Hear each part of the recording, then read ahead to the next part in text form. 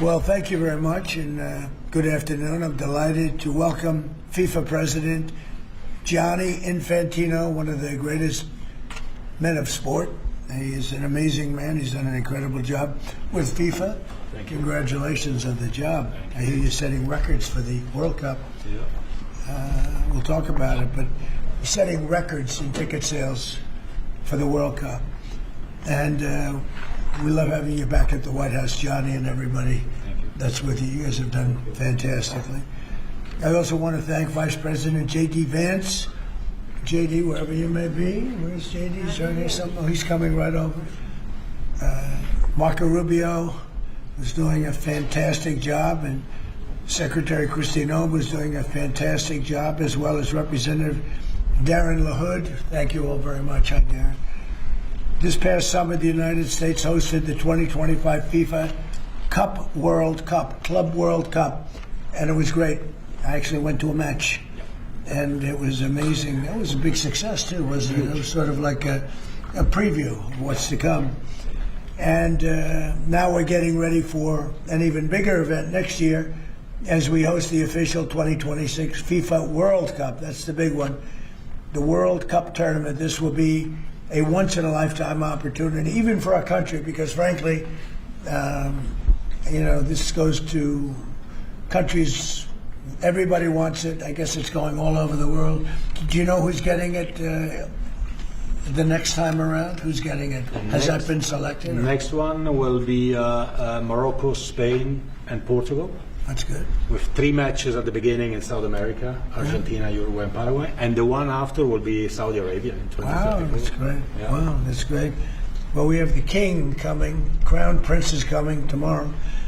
This will be a once-in-a-lifetime opportunity to showcase the greatness of American world-class athletic competition as we celebrate our nation's 250th year.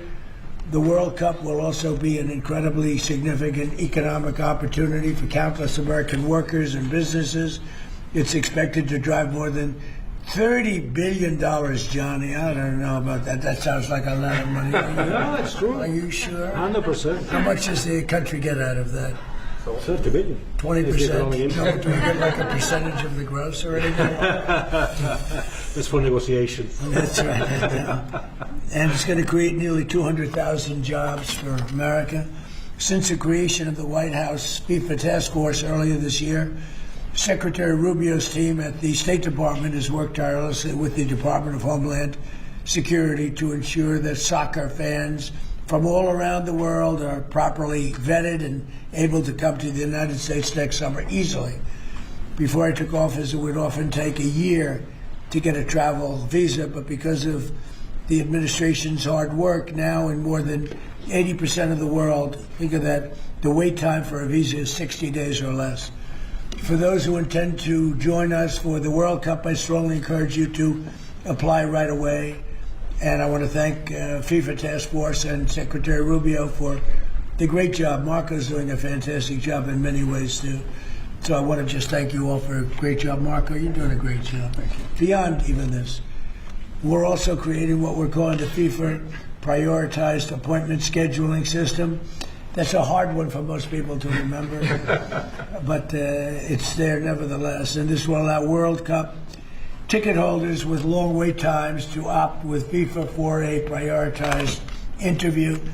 And I've directed my administration to do everything within the power to make the 2026 World Cup an unprecedented success. I think it's going to be the greatest. And we are setting records on ticket sales. Nobody's ever really, and FIFA's never, if you look at the numbers, nobody's ever seen anything like the kind of numbers we're doing. The early ticket sales are through the roof, and much of it is even sold out. So congratulations, Johnny. And I'd like to ask Johnny to say a few words. He's really done an incredible job. He's got unbelievable spirit and personality and talent and intelligence, I always like to say, because it's all a part of it. But the job you've done is based on what's happening, unprecedented. Thank you, Johnny. Thank you. Thank you, President. Thank you very much. I would like to start really by thanking you, Mr. President, Secretary Rubio, Secretary Noam, Andrew, your entire team for approving and making this very important announcement today. The FIFA Pass is being announced, the prioritized appointment scheduling system. That's the way people will remember it. So if you have a ticket for the World Cup, you can have a prioritized appointment to get your visa, because we said it the very first time we met, Mr. President, America welcomes the world. America will welcome the world here next year. We will have between 6 and 7 million tickets sold for the matches. We will have between 5 and 10 million people coming to America from all over the world to enjoy the World Cup. And with this FIFA Pass, we can make sure that those who buy a ticket that are legitimate football fans or soccer fans, they can come and attend the World Cup in the best conditions, starting from getting their visa and then coming, of course, in the country to enjoy. You mentioned the economic impact, the 30 billion, 200,000 jobs, and this is just for the World Cup, and we will build on that to make soccer even greater here. You are the #1 country in the world, the United States of America, Mr. President. You have to be the #1 country as well in the #1 sport in the world. So we have to work for that, and we will do that, and the World Cup will be very, very significant in this respect. So big thank you to you, to the White House Task Force, to everyone involved, and we are celebrating next year not just the 250 years, but also the greatest and most inclusive World Cup ever. We'll have 6 billion people watching. We have the draw coming up on the 5th of December here at the Kennedy Center in Washington, D.C. 1 billion people watching the draw to find out who plays whom and where. We have 32 teams already qualified. Before or by tomorrow night, we'll have 42 out of 48 qualified. So a quarter of the world will be here, and we are looking very much forward. So thanks for the support, thanks for the great work, and always happy to be here at home, if I can say that. You are. We are. There's your beautiful trophy right there. Yeah. You are. And a big part of it, too. Marco, would you say a few words? Yeah, thank you, Mr. President. First of all, for getting the games, because this happened in your first term when the Cup came here, and it's a major undertaking. So we've deployed over 400 additional consular officers around the world to deal with that, in some cases doubling the size of the consular presence in our embassies in certain countries. And the good news now is that about 80% of the world you can get an appointment within 60 days. It used to take, half a year or longer, and now sometimes it took, now you can get in less than 2 months, where in places it took over a year. In places, for example, like Brazil and Argentina, it took over a year to get an appointment. Now you can get in less than 2 months. So our advice to everybody is, if you have a ticket for any of the games, you need to apply if you haven't done so as soon as possible. Don't wait till the last minute. Your ticket is not a visa. It doesn't guarantee admission to the U.S. It guarantees you an expedited appointment. You're still going to go through the same vetting. We're going to do the same vetting as anybody else would get. The only difference here is we're moving them up in the queue. We're moving them up faster. But my advice to everyone that's watching around the world is, if you intend to come to the games, you have to have a ticket. You need to apply. Apply as soon as possible. You're going to get your interview within, 6 to 8 weeks, and move forward from there. Don't wait till the last minute to do it. Thank you. Mr. Congressman, would you like to say that? Well, first of all, Mr. President, none of this would have happened without your leadership securing this during your first term. I tell my colleagues all the time, this will be the largest sporting event in the history of the world. We expand from 32 to 48 teams for the first time ever. We're doing it with Mexico and Canada, but obviously the 11 host cities will be here in the United States, and it's going to have a $30 billion impact economically in this country. And so it has been a team effort by everybody, but I also want to thank President Infantino, and obviously you, Mr. President, and your entire team, Andrew and Nick and everybody. It is going to be an unbelievable sporting event next summer. It's going to be great. It's going to be great. Andrew, would you like to say something? Sure. I think we'll have somebody much more important. it's much more important. And honestly, without her work, without Secretary of State Rubio's work in the State Department, this would not happen. And without your leadership and your vision, this would not have happened. I think 2 key points. One that the Secretary of State already highlighted. This is a welcoming message to the world without going around the safety and security procedures. It's so key to make sure that this World Cup is safe and secure, and the White House task force is working every day to make sure that's the case. And also, as Congressman LaHood said, the economic benefits for American businesses, both small and large, from a $30 billion event like this. So really, thanks to all the White House task force members, from Secretary Rubio to Secretary Noem, to notice of funding opportunities that went out to the cities and states last month were really key from the safety and security perspective, to Deputy Chief of Staff Luna, who is integral in this whole process, to the White House task force members that are standing in the back of the room today and that couldn't be here. Without your hard work, this would not have happened, and I really can't thank you enough for really the best team I've ever been a part of. And also to FIFA, to the President Gianni Infantino, my good friend Carlos Cordiero, your desire to make this World Cup the best yet, it's contagious. Every single day I come in and think, what can we do to make this even better? And Mr. President, your vision more than anything. I think it takes a unique visionary to be able to go and see a sporting event and realize that this can be one of the greatest cultural events in world history. And I think there are very few people, aside from the 45th and 47th President of the United States, Donald J. Trump, that can do that undertaking. So thank you. Thank you very much. Christy? Well, Mr. President, thank you for Andrew. Thank you for making him the head of our FIFA task force. He's fantastic. And Nick has been a rock star in facilitating all of our meetings, getting everybody together, and making sure that we're prepared to host this event. And it's going to be the world's largest sporting event ever hosted, and it's happening under your leadership. So every department has been working, but the Department of Homeland Security is working on making sure people can travel here safely. They know that they're welcome to the United States, that each of these events will be cooperative events with our cities to make sure that security needs are met. We put out over $600 million worth of grants to the 11 host cities that they'll have the advantage to partner on technologies and screening technologies, drone technology, counter UAS as well will be implemented. So we'll be prepared to host it safely, but also with Marco's leadership at the State Department, making sure that people that come in on these tourist visas are coming in thoroughly vetted, just like anyone who would travel here, and they would come and enjoy our country, and then they would go home and go home in a timely manner. So we're excited about that, and we're excited to partner with you, Mr. President, on creating memories for people around the world that will make them not just fall in love with the United States, but also fall in love with the sport of soccer. Thank you. How many games are there, Johnny, total? Total 104 games, meaning 104 Super Bowls in 1 month. This is the magnitude of the event. You know, when you think It is. It's incredible. it's, 104 it's Super going to Bowls in be 1 month. the biggest sporting event we've ever had. It's like having 104, or even if you cut it in half, 50, 60 Super Bowls, right? That's okay too. Any 1 month. questions? Mr. President, can you just take us through this FIFA Pass idea that you guys are talking about here? How exactly is it going to work for ticket holders to this big event that the United States is hosting? I'll let my guys do that because they can do it much better. And either one of you two, Nick, would you like to talk about it? Sure. Well, Mr. President, without your leadership, this would not happen. And we came in 10 months. We have a system that's going to welcome the world. The greatest host in the history of the world is going to host the world here. Basically, this system allows folks with a FIFA ticket purchased through FIFA to go through the FIFA portal.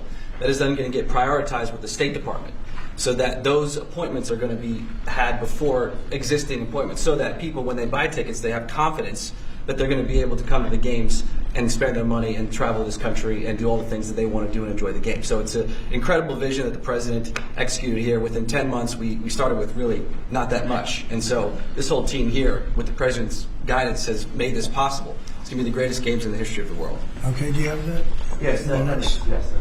Not too complicated. Daniel, please. Daniel? Mr. President, yep. You were talking about the economic impact of this. Billions and billions of dollars. This builds on the framework and the groundwork that you've built already up for a major year in 2026. Deregulation, energy independence, tax cuts, historic amounts of private sector investments.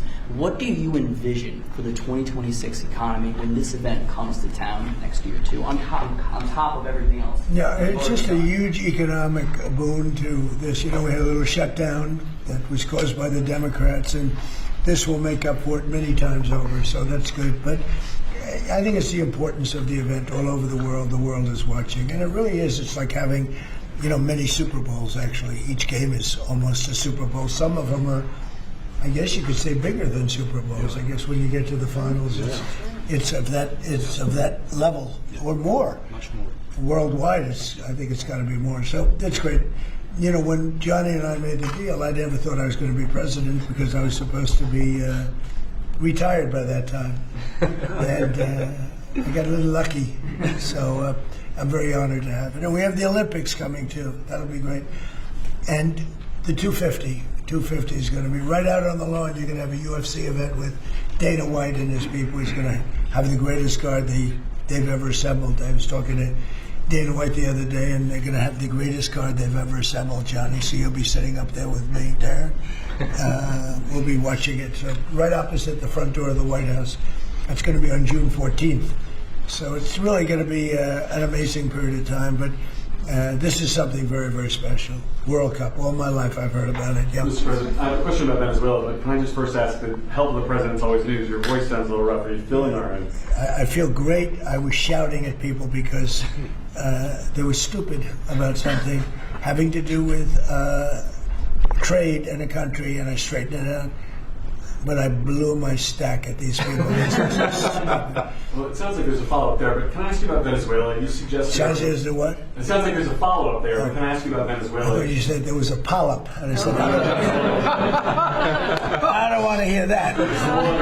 Okay. You suggested you've made a decision about what you want to do next about Venezuela. I understand you don't want to tip your hand, but is there anything you're ready to rule out at this point? Are you ruling out U.S. troops on the ground? No, I don't rule out that. I don't rule out anything. We just have to take care of Venezuela. They dumped hundreds of thousands of people into our country from prisons. Nobody knows better than this That's right. young lady right here. She's done an incredible job with Tom Homan and all of your people. Yep. It's amazing. You know, we have a tight border right now. Nobody comes in. But we had millions of people pouring through. A year ago, we had millions of people pouring through our border. And many of them came from Venezuela, including Tren de Aragua, the gang. And I guess what I'm hearing, Christy, is that's as bad a gang as there is anywhere It's the in the worst. world. Absolutely, Is that sir. actually? Absolutely, they are the worst. I mean, they're worse than MS-13. They're killers. They massacre people. They cut them up into pieces and they bury them in their communities where they grew up. They're horrible people. Now, we had a lot of them, and many of them, most of them, pretty soon, most of them are going to be out. But they sent them in like we're a dumping ground. So I'm not in love with the people running Venezuela. I love Venezuela. I love the people of Venezuela. But what they've done to this country, and I really say this, what Biden and the Democrats have done to this country can never, ever be forgotten. You suggested Maduro wants to talk. Are you prepared to speak with him directly? Would you commit to doing that before you order strikes? Yeah, I probably would talk to him. Yeah, I talk to everybody. Mr. President, Go ahead. follow up on Garrett. Was that who you were Please, go referring ahead. to? Was that India? Rebecca Zalko with Blaze News. So, in a recent interview, you had made some remarks about H-1B visas. You said about H-1B visas. Yeah. You said that there were certain talents that Americans needed to outsource to foreign workers. Could you clarify? Until they learn that, yeah. Like, for instance, if you're going to be making chips, we don't make chips too much here anymore, but we are going to be in a period of a year. We're going to have a big portion of the chip market. But we have to train our people how to make chips because we didn't do it. We used to do it, and then foolishly we lost that business to Taiwan. Very, very foolishly, because if they had a president that thought like I did, they would not have let that happen. But it's all coming back. I think we're going to have within a few years, we're going, and not because of the CHIPS Act. The CHIPS Act was a disaster for this country. We gave away billions of dollars to other countries and other locations and companies. And all they did was rob our money. But because of tariffs, the chips are coming back. Chip makers are all coming back. And I think within a very short period of time, we're going to have maybe even the majority of the chip making in the world will be right in the United States. Where it should have been all along. But because we had people that didn't believe in tariffs, they believed in them, but they didn't know how to use them, we would have had nobody leaving our country right now. And instead, you have almost 100% of the chips are made in Taiwan. It's so disgraceful. The good news is it's all coming back. Yeah, please. Mr. President, The gentleman in the back. Thank you, Mr. President. I want to just follow up on Venezuela. In these talks with Maduro, is there anything that he could say or do that would allow you to feel like he could stay with your support? Is there anything that he could say that you would be, okay, you can stay with me? It's hard to say that. You know, the question's a little bit tricky. I don't think it was meant to be tricky. It's just that, look, he's done tremendous damage to our country, primarily because of drugs, but really because we have that problem with other countries too. But more than any other country, the release of prisoners into our country has been a disaster. He's emptied his jails. Others have done that also. He has not been good to the United States. So we'll see what happens. At a certain period of time, I'll be talking to him. Mr. President, can I follow up? You mentioned your voice and you were shouting about trade. Which country in particular upset you? Was it India? No. A country wanted to try and renegotiate the terms of their trade deal, and I wasn't happy about it. Well, which country was it? People want to know. Why would I say that to you? I can't believe it. Mr. President, on the World Cup, if you would, Seattle and the World Cup. The new mayor-elect of Seattle is a Democratic Socialist. Seattle has six, or beyond. I watched her. Right, Seattle has six. That's more than socialism. Right, Seattle has 6 World Cup games. How close are you going to be watching that city with the crime in that city? Well, if we think, and I'll have to speak to Johnny about this, but if we think that the mayor of L.A. is incompetent, everybody knows that. You know that I was there, I guess, 2 years ago, and we got all the federal permits taken care of, far more complex than the state permits and the city permits. And Lee Zeldin, who's a superstar, got everything taken care of. The toughest part, having to do with the fires, that should have never happened. If they let the water come in, it wouldn't have happened, right? Do you know that people aren't building their houses yet? I mean, can you imagine that? And if we didn't go in early on, Christy, I think we can say it. Well, the head of their police department said it. They were unable to handle. You would have had, not only did you have the fires, but you would have had total insurrection in Los Angeles. And if we didn't go in, and the head of, the gentleman, he said it, and he said it strongly, said we could not have done it without the federal government. We did a great job. If we think there's going to be a sign of any trouble, I would ask Johnny to move that to a different city. We have a lot of cities that would love to have it, number one, and we'll do it very safely. So if we think there's a problem in Seattle where you have a very, very liberal/communist mayor, I would say, it's certainly beyond just liberal. I watched her over the weekend. Wow, that's another beauty we got there. But if we think there's going to be a problem, Johnny, can I say we will move? I don't think you're going to have this problem, but we're going to move the event to someplace where it's going to be appreciated and safe. Yeah, well, I think safety and security is the #1 priority for a successful World Cup. We can see today that people have trust in the United States when we see at the ticket sales, we sold, record-breaking figures of tickets, almost 2 million already sold out of 2 million that we have been selling. This is because people, they know that they will be coming here and they will experience a safe and secure World Cup. This is the responsibility, of course, of the government, of Secretary Norm, of everyone, and obviously we will. We will discuss. We are working together. We have a task force for this. And we must ensure that all fans coming from abroad or being here, they can experience a celebration of coming together of the sport, and this goes only with 100% safety. We are communicating with all these mayors about what their responsibilities are. They know the safety and security of these events is their #1 responsibility, and we'll be there. The president's always there to keep Americans safe, but he also makes sure the people that know their responsibilities and that they're prepared to host these events and do so in a safe manner. Is there a timeline that would have an economic? There was some news this morning from an Axios report that Senator Ted Cruz was laying the groundwork for a potential 2028 presidential run. Could I get your reaction to? Could you see yourself supporting Senator? Well, he's a friend of mine. I haven't spoken to him about it. It's a little early. It's 3¼ years. That's a long time. But he's a very good guy. He's a very good friend of mine. You remember we had quite a campaign against Ted, and it worked out quite nicely. Let's see, where are we? Where are the other? But I'm not that surprised to hear that. Mr.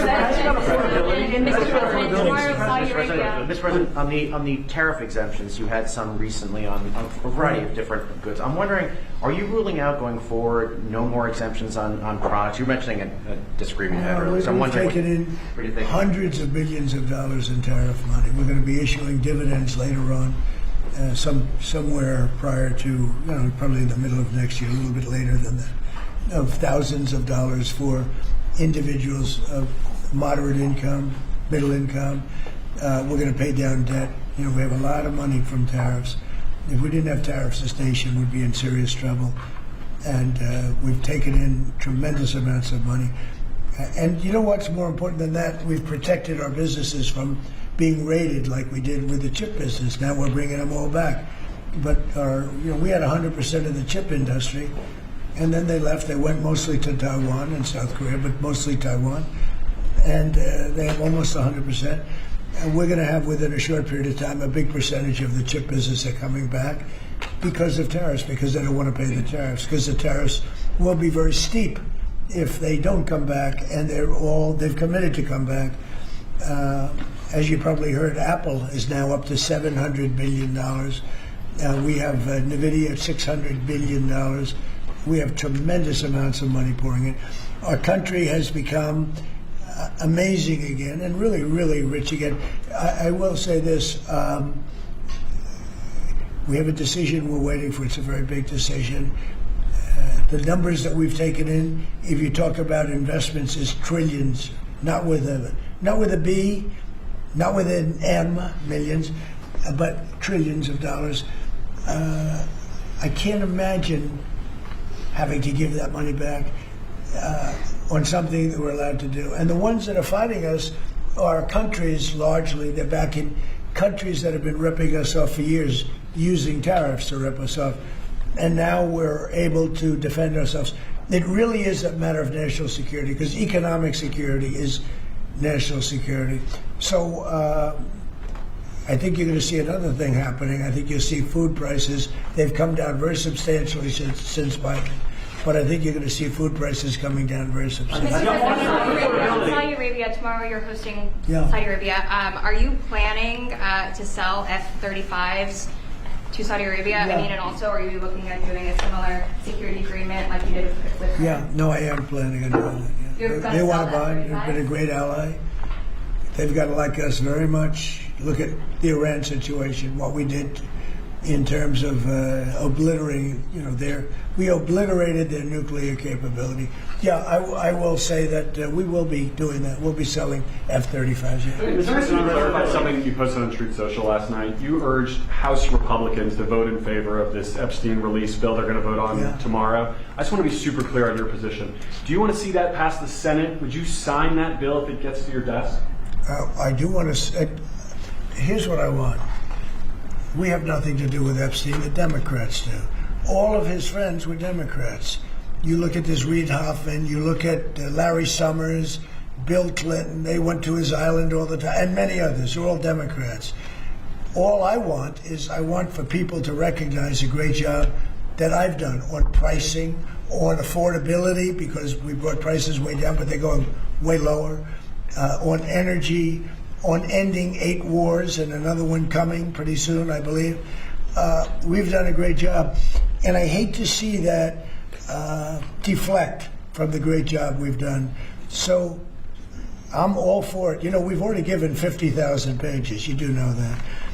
Unfortunately, like with the Kennedy situation, with the Martin Luther King situation, not to put Jeffrey Epstein in the same category, but no matter what we give, it's never enough. With Kennedy, we gave everything, and it wasn't enough. With Martin Luther King, we gave everything, and it's never enough. We've already given, I believe the number is 50,000 pages. 50,000 pages.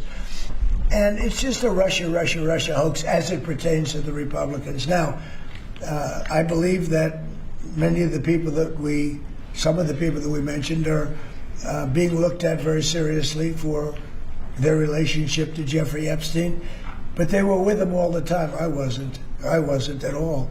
And we'll see what happens. What I just don't want Epstein to do is detract from the great success of the Republican Party, including the fact that the Democrats are totally blamed for the shutdown.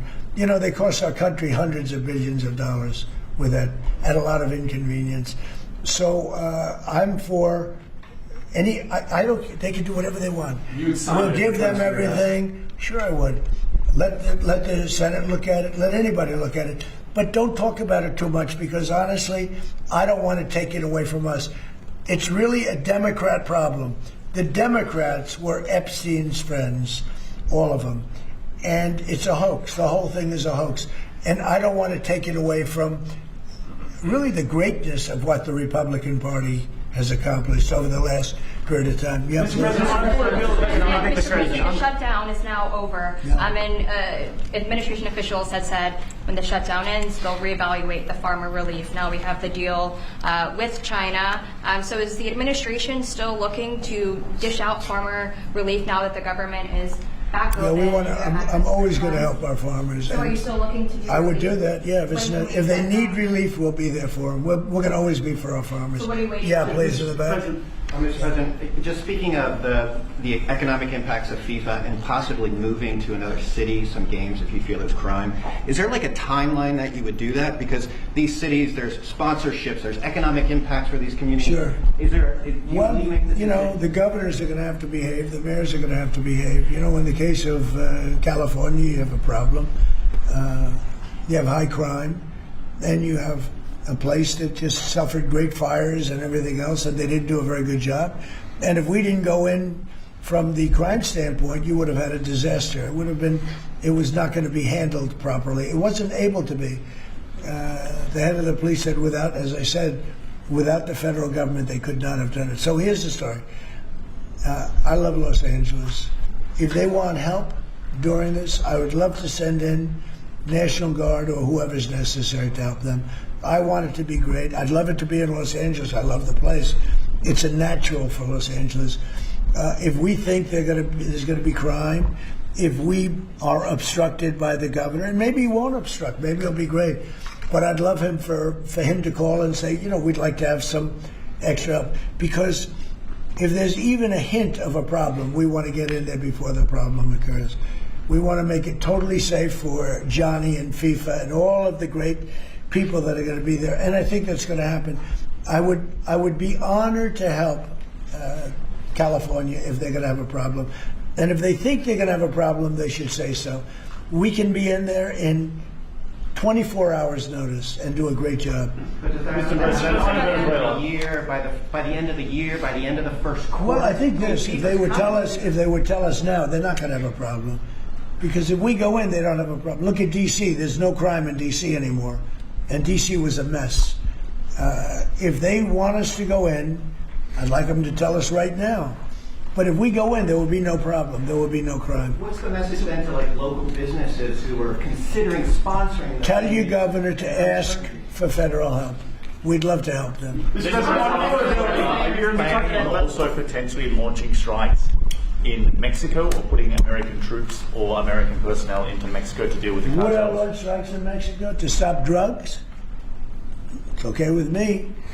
Whatever we have to do to stop drugs. Mexico is... Look, I looked at Mexico City over the weekend. There's some big problems over there. If we had to, would we do there what we've done to the waterways? You know, there's almost no drugs coming in through our waterways anymore. Isn't it down like 85%? It is, sir. I don't know who the 15% would be. It wouldn't be you. No, that's for sure. No, I think it's been... Tons and tons of you would say drugs. that's a big signal. Absolutely. We have almost no drugs coming into our country by the sea, by, you know, the waterways. And you know why, okay? I mean, it's pretty obvious. Would I do that on the land cars? I would absolutely. Look, every boat we knock out, we save 25,000 American lives. Not to mention the destruction of families. These families are decimated forever. The mother, the father, the children, they never recover really from it. You know, when you lose somebody, like the way they live, if you lose them, but the way they die is horrible. So when we knock out a boat and we save 25,000 lives, that's great. Now, do I feel the same way about the the corridors that they use. We know every one of them. We have every one of those corridors under major surveillance. We have nobody coming in through our southern border. But we know exactly how they get their things here, how they get the drugs here, fentanyl, cocaine. Colombia has cocaine factories where they make cocaine. Would I knock out those factories? I would be proud to do it personally. I didn't say I'm doing it, but I would be proud to do it because we're going to save millions of lives by doing it. Would you only do it with Mexico's permission, though? I wouldn't answer that question. I've been speaking to Mexico. They know how I stand. We're losing hundreds of thousands of people to drugs. So now we've stopped the waterways, but we know every route. We know every route. We know the addresses of every drug lord. We know their address. We know their front door. We know everything about every one of them. They're killing our people. That's like a war. Would I do it? I'd be proud to. I'd probably go into Congress and say, hey, and you know what? The Democrats and the Republicans would both agree, unless they're crazy. And they are a little crazy on the Democrat side. But we have lost hundreds of thousands of people a year, death. And that's not talking about family destruction, that's talking about death. And much of it comes through Mexico. So let me just put it this way. I am not happy with Mexico, okay? Thank you very much, everybody.